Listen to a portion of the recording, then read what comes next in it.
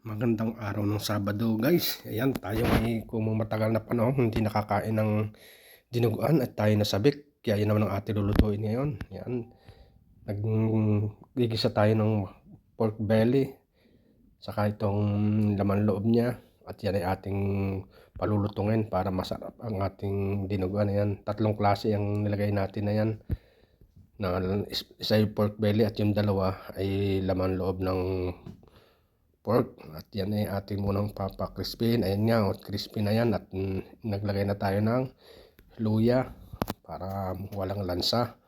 Sunod na rin natin ang bawang. Gigisa na natin dyan. At yan ay pang-iging na. At ilagay na natin ang sibuyas. At yan ay maya hindi ba magkakatalo na. Okay, halo-halo lang natin yan. Saka tayo lalagay na. Yan, nagpatulong ako kay Madam Baisalin dahil kailangan haluin ito habang nilalagay itong kanyang number 1 na ingredients. Dahil habang nilalagay yan, kailangan minahalo para hindi mabuo. Ayan, lagay tayo ng salt. 2 kutsarita. Tama naman at baka mapalat. Saka madami-daming paminta para malasa. At saka kaunting ring pampalasa para lalong malasa. At yan na ang kanyang ingredients. Ang suka, tama na muna, magdadagdag na lang ang pagkulang.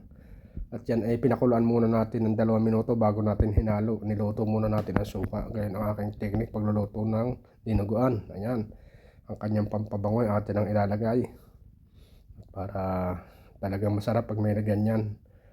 Siling mabango yan. Maglaglag tayo ng tubig, 2 tasa. At yan ay hanggang sa palambutin natin ang kanyang laman loob at saka karne.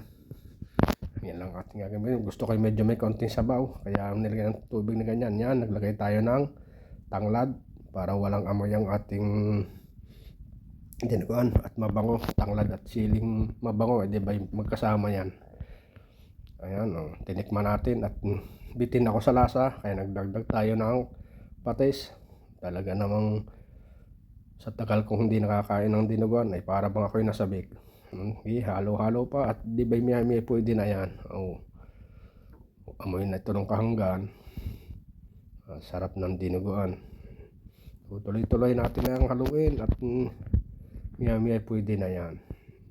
Ayan.